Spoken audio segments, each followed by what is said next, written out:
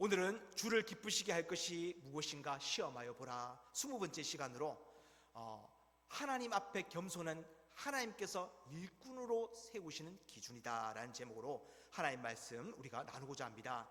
하나님을 기쁘시게 하는 인생은요, 하나님이 맡기신 일을 하나님 앞에서 겸손함으로 묵묵하게 감당하는 인생이라 이렇게 볼 수 있습니다. 여러분의 삶 가운데, 여러분의 주어진 삶 가운데 여러분은 한 주간에 그렇게 주님 앞에 겸손함으로 주님의 일을 감당하는 그러한 모습이었습니까? 아니라 그러면요, 그와 반대된 모습을 우리가 하나님 앞에 보인 것입니다. 뭡니까? 교만함이죠. 주님께서 우리 가운데 말씀 주시면서 내가 너에게 이 일을 맡겼노라 할 때 주님의 말씀이 그렇게 중요하지 않습니다. 내 인생 살기가 더 급합니다. 하나님의 말씀을 낮추고 나를 높이는 모습, 이게 바로 세상 가운데 하나님 앞에 교만함이라고 볼 수 있는 것이죠. 겸손한 인생은요, 그 어떤 모든 자리에서도 하나님 말씀을 최고로 여기면서 하나님을 높이는 그런 겸손한 인생을 살아가게 됩니다. 하나님께서는 그러한 인생을 일꾼으로 쓰시기를 원하십니다. 세상에 어떤 일이든지요, 일을 잘하는 사람이 있고 또한 못하는 사람이 있죠. 일을 주관하는 사람이라 그러면 어떻게 하든지 일을 잘하는 능숙한 사람을 쓰고 싶어 할 것입니다. 하나님께서요, 당신의 거룩한 일을 계획하신 후에 그 일을 직접 하시기보다는 사람을 일꾼으로 세워서 사용하시는 것을 기뻐하십니다. 우리가 창세기 1장을 보게 되면요, 하나님께서 직접 일하시죠. 천지만물을 말씀으로 창조하시는데 그 이후로부터는요, 하나님께서는 하나님의 사람을 불러다가 그 사람에게 자신의 일을 맡기시며 하나님의 일을 이루어 가시는 것을 보여줍니다. 그러나 하나님께서는요, 아무나 일꾼으로 부르지 않습니다. 그 일에 가장 적합한 사람을 선택하심으로써 하나님의 일이 어떠한 의미와 가치를 지니는지를 자기 백성에게 보여주시고자 하십니다. 세상은요, 결과만을 중요하게 여기지만은 하나님의 일은 결과보다 그 일을 만들어가는 과정을 훨씬 더 중요하게 보십니다. 그래서 세상적으로 아무리 뛰어난 자라 할지라도 하나님 앞에 적합하지 않는다 그러면 하나님께서는요, 결코 그를 사용하시지 아니하십니다. 그렇다 그러면 성경이 보여주는 하나님의 일에 적합한 기준은 무엇일까요? 그것은요, 세상적인 업무 능력이 아니라 바로 하나님의 마음에 맞는 사람, 그 사람을 쓰겠다라고 성경은 말씀해 주고 있습니다. 왜냐하면 그 일을 감당할 수 있는 능력은 이미 하나님으로부터 주어지기 때문에 그렇죠. 세상적인 능력을 갖춘다고 해서 하나님의 일에 어떤 좋은 결과를 낼 수 있는 것이 아니라 겸손하여서 하나님 앞에 맞는 사람은 하나님께서 그에게 그 일을 감당할 수 있도록 능력 주셔가지고 그 일의 열매를 맺도록 하신다는 것입니다. 우리는 교회 일을 할 때요, 자꾸만 세상적 능력을 볼 때가 많이 있죠. 어떻게 하든 결과가 좋으면 하나님께서 기뻐하실 거라 생각합니다. 그러나 성경은요, 결과보다도 훨씬 중요한 것을 과정으로 보시고 계십니다. 어떠한 자세로 하나님의 일을 감당하느냐, 바로 성경이 말해주는 바는 겸손함이다. 하나님 앞에 겸손함으로 서서 그 일을 감당할 때 하나님의 일에는 열매가 맺히게 된다. 또한 그 사람을 하나님의 일꾼이자 하나님의 분명한 사람으로 여겨주신다. 성경은 반복해서 우리 가운데 그 말씀을 보여줍니다. 대표적인 인물이 모세라고 볼 수 있어요. 모세가 처음 하나님의 부르심을 받았을 때 뭐라고 이야기합니까? 하나님, 저는 이 일을 못하겠습니다. 하나님께서 시키실 일은 내가 바로 앞에 가가지고 내 백성을 돌려달라, 내 백성으로 하여금 애굽에서 나가게 해달라, 그 말을 해야 되고, 또 백성 앞에 섰을 때도 그 백성들에게 하나님의 말씀을 전하면서 너희가 이제 나갈 때가 됐다, 나를 따라서 하나님의 말씀을 따라서 이 애굽 땅을 나가자 말을 해야 되는데, 저는 원래부터 말을 못하는 자가 아닙니까? 주님께서 그것을 잘 알고 계시지 않습니까? 주님, 나 말고 보낼 만한 자를 보내주시옵소서. 나는 능력이 안 돼서 하나님이 할 수 없습니다, 이렇게 얘기하는 것이죠. 그러나 하나님께서는요, 걱정하지 마라, 내가 너와 함께 할 것이다. 여러분, 우리가 잘 알듯이요, 모세는 그의 사역 가운데 어려운 일들을 수없이 만나고 그의 능력으로는 도저히 해결할 수 없는 문제들을 만났지만요, 그 어떤 문제도 해결하지 못한 게 아니라 모든 것들을 해결하게 됩니다. 뭐 때문에? 하나님께서 그를 사용하셨기 때문에, 그에게 능력을 주셨기 때문에 가능했던 것이죠. 이후로 모세는요, 자신이 마주하는 모든 상황 속에서 도저히 감당할 능력이 안 되었지만은 그에게는 뭐가 있었습니까? 하나님께서 주신 지팡이가 있었어요. 근데 그 지팡이는 원래 자기 것이었습니다. 모세의 지팡이라고 불렸는데 하나님께서 모세의 지팡이 가운데 기적을 행해 주시잖아요. 믿음이 하도 없다 보니까 내가 간다 해서 사람들이 믿을까요? 그럼 네 지팡이를 던져봐라 했을 때, 던졌을 때 그것이 뱀으로 변하게 됩니다. 다시 지팡이를 집었을 때 그것이 뱀을 잡았을 때 지팡이가 되는 것이죠. 그 이후로부터 모세가 그 지팡이 하나를 들고 다니면서 주의 일을 감당하는데, 그 지팡이가 이름이 바뀌게 돼요. 먼저는 모세의 지팡이였는데 그 다음부터는 그 지팡이가 뭐라고 불려지는가 하면 하나님의 지팡이라고 불려지게 됩니다. 즉 사실은 지팡이가 능력이 있는 것이 아니라 하나님께서 그와 분명히 함께 하신다는 것을 보여주는 것이죠. 모세가 해야 될 일은 무엇이었습니까? 하나님을 의지하기만 하면 되는 것이었습니다. 성경은 이러한 모습을 가리켜서 겸손이다, 하나님 앞에 겸손함이다, 이렇게 말씀하고 있어요.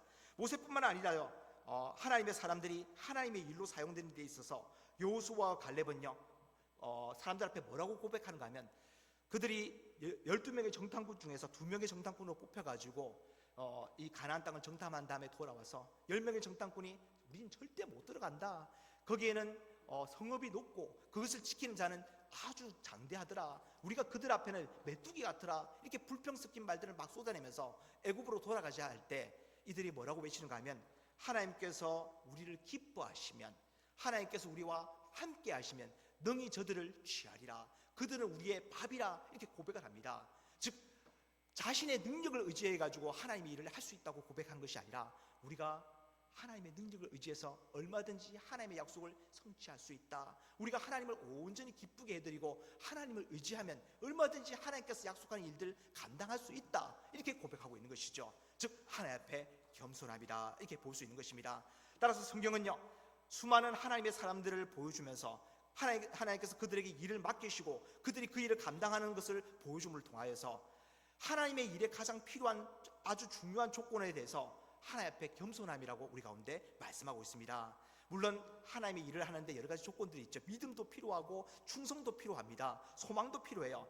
또한 오늘 본문에서는요, 그러한 어떤 하나님의 일에 필요한 조건 중에 하나로서 하나님 앞에 겸손함이 필요하다, 이렇게 우리 가운데 알려줘요. 어쩌면 하나님의 일꾼이 가져야 될 진짜 실력과 능력은요, 바로 겸손함일지도 모릅니다. 천국의 비유를 보게 되면요, 이렇게 말씀하세요. 천국에 가면 큰 집을 가게 되면 거기에 그릇이 있는데 금그릇과 은그릇과 나무그릇과 질그릇이 있는데, 하나님께서 사용하시는 것은 어떤 그릇이에요? 자기를 비워 깨끗하게 하는 그릇을 귀하게 사용하신다, 이렇게 말씀하고 있습니다. 즉 이것이 바로 성경적 겸손함이라고 볼 수 있습니다. 하나님께서 나를 쓰신다 그러면요, 내가 준비되어져 있을게요. 시간을 내가 마련하고 또한 물질을 준비하고 나의 역량도 쓸데없는 데 다 소비하는 것이 아니라 주님 일을 위해 준비되어져 있겠습니다. 하나님 쓰시려면 저를 사용하여 주시옵소서. 부족하지만 주님께서 나를 붙들고 사용하시면 얼마든지 큰 일이 일어날 줄 나는 믿습니다. 이런 고백들을 드릴 수 있는 이런 태도 자체가 성경적 겸손함이라고 볼 수 있습니다. 따라서 성경적 겸손은요, 세상이 말하는 겸손과 그 모습을 완전히 달리합니다. 오늘 본문을 통해서요, 우리는 하나님의 일을 감당하며 그 일을 통하여 하나님을 기쁘시게 할 능력인 하나님 앞에 겸손함이 무엇인지에 대해서 좀 다뤄보고자 합니다. 성경의 인물 중 사울은요, 하나님 앞에 겸손하던 자가 하나님 앞에 교만한 자로, 또한 하나님께서 사용하시던 자에서 하나님께서 그를 버리시는 자로 전락해버리는 그런 모습을 잘 보여주고 있습니다. 그러면서 하나님께서 인생에게 원하시는 겸손함이 무엇인지를 교만함과 비교해서 알려주고 있는 것이죠. 오늘 본문에 앞서가지고 9장을 보게 되면요, 하나님께서 사무엘을 통해 사울을 왕으로 세우시는 장면을 짧게 다루고 있습니다. 사울은 외적으로 이스라엘 자손 중에 그와 견줄 사람이 없을 정도로 준수했고 키도 다른 사람들보다 어깨 위만큼 컸다라고 진술하고 있어요. 어떻게 보면 압도적인 외모였죠. 근데 그러나 성경은요, 그의 외적인 조건 때문에 하나님이 그를 왕으로 택하신 것이 아님을 명시하고 있습니다. 하나님은 외모가 아니라 무엇을 보세요? 그 중심을 보시기 때문에 그렇죠. 나중에 다윗을 선택하실 때도 그의 형들이 다윗보다 훨씬 잘났음에도 불구하고 저들은 아니다, 내 마음에 맞는 자가 아니다, 나는 그들을 버렸노라, 이렇게 말씀하시면서 다윗을 딱 선택하시면서 나는 그의 중심을 보았다, 그는 내 마음에 합한 자라, 이렇게 말씀해 주십니다. 따라서 그는요, 사울은 하나님의 마음에 맞는 자였다라고 볼 수 있는 것이죠.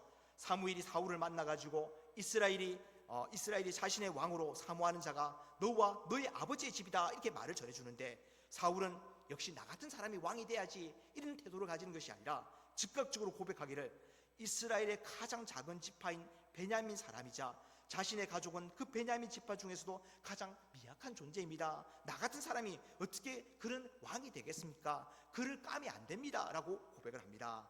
그의 고백은요, 그냥 체면치레로 하는 말이 아니라, 빈말이 아니라, 오늘 본문에서 사람들이 그를 왕으로 세우고자 할 때 도망쳐 숨어버린 사건에서 확인해 볼 수 있는 것이죠. 그는 진짜로 하나님의 일에 너무나도 부족한 존재이다. 내가 사람들 앞에 앞장서 가지고 이들을 지도하고 다스릴 만한 그런 감이 못 됩니다. 나는 아무것도 아닌 존재입니다. 이렇게 고백하고 있는 것입니다. 그는 진심으로 하나님과 사람 앞에 자신을 작게 여기는 매우 겸손한 사람이었음을 보여주고 있는 것이죠. 사무엘상 15장을 보게 되면요, 지금의 그 모습을 묘사하기를 사무엘이 이르되 왕이 스스로 작게 여길 그때라고 말합니다. 처음 하나님 앞에 사울이 섰을 때는요, 스스로를 하나님 앞에 작게 여기는 자였다, 이렇게 말해주고 있는 것이죠. 그때 하나님께서 이스라엘 지파의 머리가 되지 아니하셨나이까? 하나님께서 당신을 그때 하나님의 이스라엘 지파의 왕으로 삼아 주신 것이었습니다. 이렇게 말해주면서 그의 변질을 지적하고 있는 것입니다. 야고보서 4장 6절과 베드로전서 5장 5절도 마찬가지로 하나님이 교만한 자를 물리치시고 겸손한 자에게 은혜를 주신다, 이렇게 선포합니다. 즉 어쩌면 바울은요, 그러한 겸손한 상태에서 하나님의 은혜를 받은 자라, 이렇게 볼 수 있는 것이죠. 하나님께 인정받은 겸손함을 지니고 있었다는 것이죠. 이어진 오늘 본문인 사무엘 10장을 보게 되면요, 우리가 읽었던 본문 내용에 조금 앞서가지고 하나님께서 겸손한 자에게 어떠한 일을 만들어 가시는지, 또한 어떠한 새 삶을 일으키시는지를 잘 보여줍니다. 사울이 왕으로 기름 부음을 받고 그 직책을 온전히 감당하는 데 있어가지고 중요한 사건 하나를 보여주고 있습니다. 사무엘이요, 사울에게 지시를 내리는데, 너는 하나님의 산으로 나아가 그곳에서 선지자 무리를 만나게 될 것인데 그때 하나님의 영이 너에게 임할 것이다. 너는 그 순간부터 새 사람이 될 것이며 그때부터 하나님께서 너와 함께 하실 것이다, 이렇게 말씀을 주셔요. 6절과 7절을 보게 되면요, 내게는 여호와의 영이 크게 임하리니 너도 그들과 함께 예언을 하고 변하여 새 사람이 되리라. 이 징조가 내게 임하거든 너는 기회를 따라 행하라. 하나님이 너와 함께 하시느리라, 이렇게 말씀해 줍니다. 그리고 9절에서는요, 그가 사무엘을 떠나려고 몸을 돌이킬 때 하나님이 새 마음을 주셨고 그날의 징조도 다 응하니라, 이렇게 말씀해요. 즉 겸손한 자에게 하나님께서 은혜를 부어주시고 그 은혜의 내용을 보게 되면요, 하나님의 영의 충만함이라는 것을 보여주고 있는 것이죠.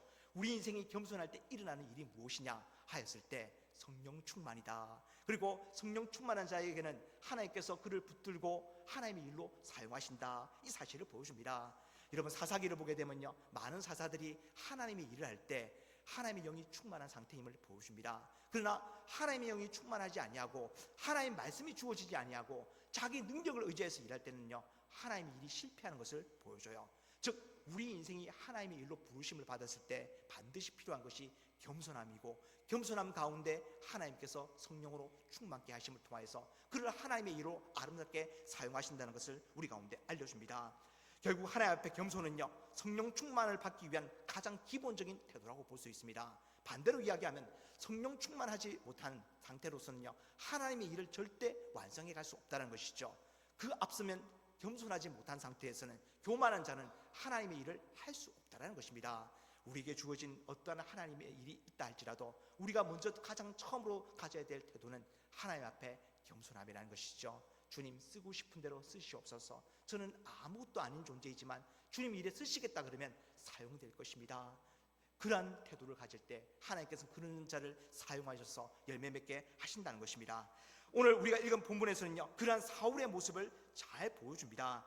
제비뽑기를 통하여서 사울이 이스라엘 왕으로 선택되고 사람들이 그를 왕으로 세우고자 하는데 그가 하나님의 뜻 앞에서 자신의 초라함을 발견하고 그냥 숨어버립니다. 사람들이 우리의 왕은 어디 있습니까? 여기 이 자리에 있기는 한 것입니까? 하나님께서 말씀해 주십니다. 짐 뒤에 숨어 있다. 보니까 짐 뒤에 자신의 모습을 숨기고 있는 것이죠. 만약 사람들과 섞여 있다 그러면 이 사울은 남들보다 어깨 위에 머리 하나가 더 클 정도로 키가 큰 사람이었기 때문에 그냥 주변 돌아봐도 그 사람이 우뚝 서 있는 것을 보고 이 사람이 우리의 왕이구나 알아봤을 것입니다. 근데 그는 오히려 자신이 짐 뒤에 숨을 만큼 자신의 존재를 감추는, 자신을 겸손하게 여기는 그런 모습을 보여주고 있는 것이죠. 비록 기름 부음과 성령의 은혜를 경험했던 사람이지만은 그것으로 자신을 과시하려고 하는 것이 아니라 오직 하나님 권위 앞에 납작 엎드린 그러한 모습을 보여줍니다. 이러한 사울의 겸손은요, 사무엘상 11장으로 넘어가면서 하나님의 일을 향한 거룩한 열정으로 나타나기 시작합니다. 암몬 사람 나하스가 이스라엘을 막 모욕하고 위협하는데 사울은 하나님의 영에 크게 감동되어져서 온 이스라엘을 하나로 모아가지고 전쟁에서 큰 승리를 거두게 됩니다. 하나님 앞에 겸손한 자는요, 무기력한 자가 아닙니다. 내 힘을 빼는 대신에요, 뭐합니까? 하나님의 영의 완벽한 지배를 받아가지고 하나님의 일을 향해 뜨겁게 달려가는 그런 사람이라고 볼 수 있는 것이죠. 우리가 능력이 없음에도 불구하고 하나님께서 그를 붙들어 주시게 된다 그러면요, 얼마든지 하나님의 일은 가능하다는 것입니다. 말씀을 좀 정리해 보고자 합니다. 오늘 본문의 사울이 처음에 가졌으나 안타깝게도요, 나중에 잃어버리고 말았던 하나님 앞에 겸손을 우리가 좀 몇 가지로 생각해 보기를 원합니다. 과연 하나님 앞에 겸손한 모습은 어떻게 나타나야 되는가? 첫 번째는요, 하나님 앞에 겸손함은 하나님 앞에 자신을 작게 여기는 자세라고 볼 수 있습니다.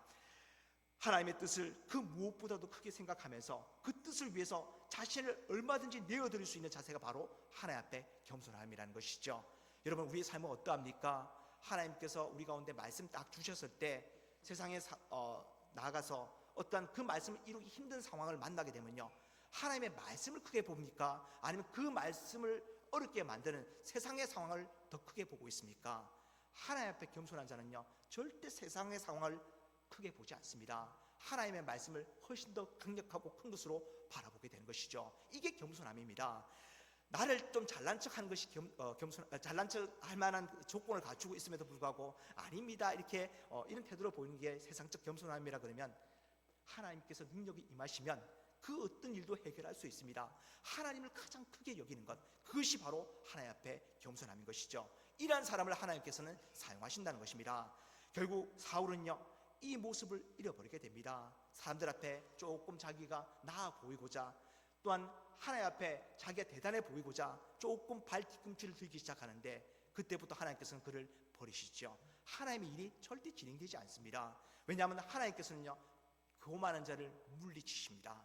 그를 하나님의 일에 쓰시지 않아요. 왜냐하면 하나님을 드러내는 하나님의 일 가운데 하나님께서 드러나는 것이 아니라 사람이 드러나기 때문에 그런 것이죠. 그렇기 때문에 하나님께서는요, 겸손한 자를 쓰시는데 그 겸손함의 모습은 무엇이냐? 하나님을 크게 여기는 것, 하나님의 뜻을 가장 큰 것으로 여기는 것, 그것이 바로 겸손함의 모습이라고 볼 수 있는 것이죠. 두 번째는요, 하나님 앞에 겸손함은 모든 일에 자신의 능력을 믿지 않고 하나님의 능력을 믿으며 늘 하나님의 은혜를 필요로 하는 자세라고 볼 수 있습니다. 주님, 나는 주님께서 맡기신 일 내 능력으로 할 수 있지만 내 능력으로 감당하기를 원하지 않습니다. 주님, 은혜를 내려주시옵소서. 내 능력으로 하게 되면 내 일이 되어지지만 주님께서 은혜를 베푸시고 주님께서 능력을 주셔서 그 능력으로 하게 되면 주님의 일이 되지 않습니까? 주님, 나의 삶의 자리가 내 일이 되는 것이 아니라 주님의 일이 되기를 원합니다. 이런 마음을 품는 것입니다. 그래서 세상에 나가더라도 우리는 직장에 가서 일도 하고 또한 가정에서 또한 가정을 돌보고 이런 일들이 있는데 그 가운데 자신의 방식, 자신의 능력대로 그 일을 진행하게 되면요, 그 일들은 내 일밖에 되지 않아요. 하나님 영광 돌릴 수가 없어요. 그러나 주님, 내가 이 일 가운데 내가 직장에서 일을 하더라도 내가 먹고 사는 문제로 내 능력이 얼마나 뛰어난지 사람들한테 보이는 것이 아니라 저는 하나님의 사람이지 않습니까? 하나님의 일꾼이지 않습니까? 이 자리에서 하나님의 일을 하게 하여 주시옵소서. 은혜 내려주셔서 그 하나님의 능력을 의지하여 가지고 내가 직장의 일을 감당하게 하여 주시고 가정을 돌보게 하여 주시옵소서. 그리하여서 직장도 또한 나의 가정도 주님의 일터가 되게 하여 주시옵소서. 일 가운데 주님의 일에 열매를 맺게 하여 주시옵소서. 이러한 자세를 가지는 것이 바로 하나님 앞에 겸손함이라는 것이죠. 베드로전서 5장 5절에서 7절은 이렇게 선포합니다. 하나님은 교만한 자를 대적하시되 겸손한 자들에게는 은혜를 주시느리라. 이렇게 말씀해요. 하나님의 일을 할 수 있는 능력 주신다는 것입니다. 그러므로 하나님의 능하신 손 아래서 겸손하라. 때가 되면 너희를 높이시리라. 너희 염려를 다 주께 맡기라. 이는 그가 너희를 돌보심이라. 이렇게 말씀합니다. 우리의 일터에서 하나님의 돌보심을 받게 되면요, 그 일 자체가 하나님의 일이 된다는 것이죠. 이러한 과정들을 계속해서 만들어 나가야 됩니다. 그 일 가운데 필요한 것이 바로 하나님 앞에 겸손함이라는 것이죠. 또한 세 번째는요, 하나님 앞에 겸손함은 모든 일에 하나님 시선에 맞추어지는 것, 즉 하나님께 대한 집중력을 드러내는 자세라고 볼 수 있습니다. 어떤 일을 함에 있어가지고 눈치 많이 보는 사람들이 있어요. 누군가와 함께 일하면서 자꾸만 자기가 일하려고 하지 않고 그 사람한테 시켜 먹으려는 사람이 있죠. 그러다 높은 사람이 딱 나타나게 되면 자기가 일 다 한 것처럼 막 몸을 움직이기 시작합니다. 사실은 어떤 일을 함에 있어서 그 높은 사람의 눈치를 보면서 그 사람에게 잘 보이려고 한다는 것이죠. 즉 일의 목적이 그 사람 마음에 맞추려는 것입니다. 그러나 이러한 사람은요, 단지 잠깐의 시선에 자신을 일시적으로 맞추려는 얌체 같은 사람이라고 볼 수 있습니다. 그러나 하나님 앞에 겸손한 사람은요, 사람의 시선에 맞춰지지도 않고 누가 보든지 안 보든지 상관없이 하나님께서 나를 지켜보고 계신다, 정직함과 성실함으로 반응하기 시작합니다. 거기에서 중요한 것은요, 남의 시선이 아니라 하나님의 시선이기 때문에 그런 것이죠. 하나님께서는 보이지 아니하시지만은 우리 가운데 함께하여 주시며 그 시선을 나에게 맞추고 계신다. 내가 오늘 하루의 삶 가운데 얼마나 하나님 앞에 성실한지 정직한지를 내가 하나님 앞에 드러내 보리라. 이러한 모습으로 살아가는 자세가 바로 하나님 앞에 겸손함이라고 볼 수 있는 것입니다. 그래서 성도가 세상에 나가서 어떠한 일을 할 때는요, 요령 피우면 안 됩니다. 남들보다 더 성실하게 일하면서 너 왜 이렇게 굳이 이렇게 열심히 일하느냐, 너 사장님한테 좀 더 월급 더 받으려고 하느냐, 아니다. 주님이 나를 지켜보고 계시기 때문에 내가 주님 앞에 내가 얼마나 성실한지 정직한지 그거 보여주려고 한다. 주님께 주님의 시선에 나의 모습을 딱 맞추는 그 모습, 그것이 하나님 앞에 겸손함이라는 것이죠. 그렇게 하나님을 높이고 나를 낮추는 그러한 일들 가운데 하나님께서는 은혜를 부어주신다는 것입니다. 또한 네 번째는요, 하나님 앞에 겸손함은 자신의 작은 자랑이라도 하나님을 높이는 기회로 삼는 모습입니다. 여러분, 우리는 이 땅을 살아가면서 자랑할 만한 일들을 많이 겪게 됩니다. 물론 자랑하지 못하는 부끄러운 모습도 많지만 가끔씩 자랑할 만한 것들을 얻게 되면요, 그것으로 자기를 높이게 되면 하나님 앞에 교만한 인생이 됩니다. 작은 자랑이라 할지라도 하나님께서 능력 주신 것입니다. 은혜 베풀어 주신 것입니다. 범사에 하나님을 인정하고 하나님 앞에 영광을 돌리는 모습, 그것을 통해서 우리는 하나님 앞에 겸손한 자가 되는 것이죠.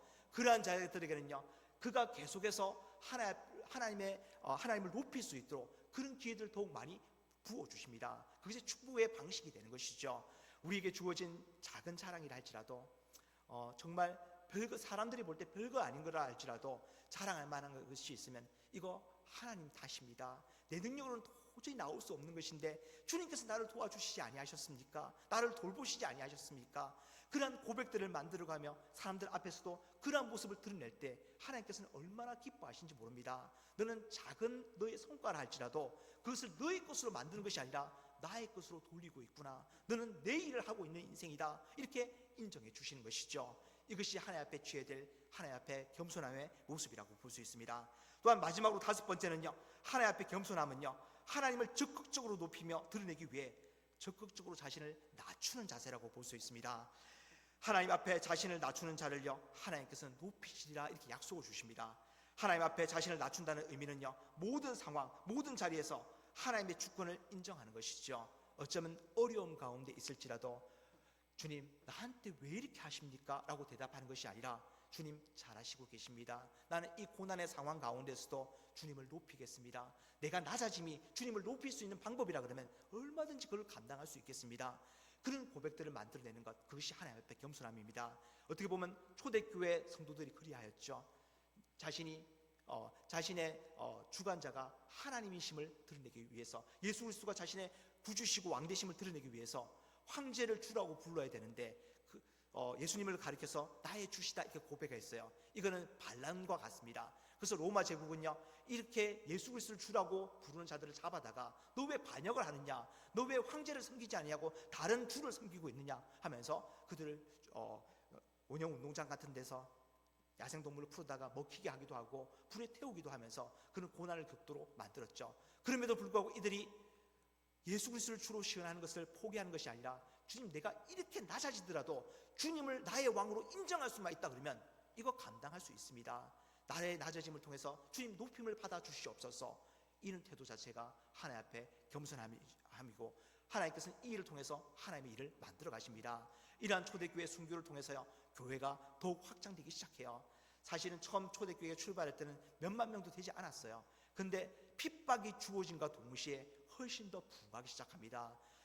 콘스탄틴이 기독교를 공인하는 그 시점에 되게 되면요, 기독교 인구가 약 600만 명으로 늘어나게 됩니다.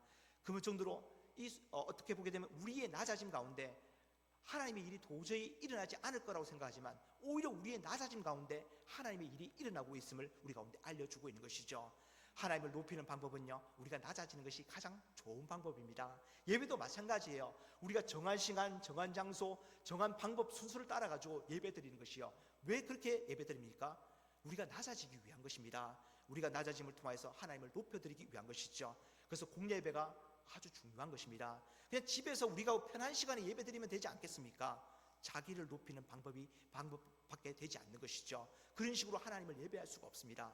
우리는 예배조차도 하나님을 높여드리기 위해서 우리의 몸과 마음을 다 헌신되어줘야 되는 것이죠. 우리를 기쁘게 하는 것이 아니라 하나님을 기쁘시게 하는 예배를 드리고자 할 때 참된 예배가 되듯이 우리의 삶의 자리에서도 우리가 낮아짐을 통해서 주님을 높이고자 할 때 하나님의 일이 일어나기 시작합니다. 왜냐하면 하나님께서는 겸손한 자를 사용하시기 때문인 것이죠.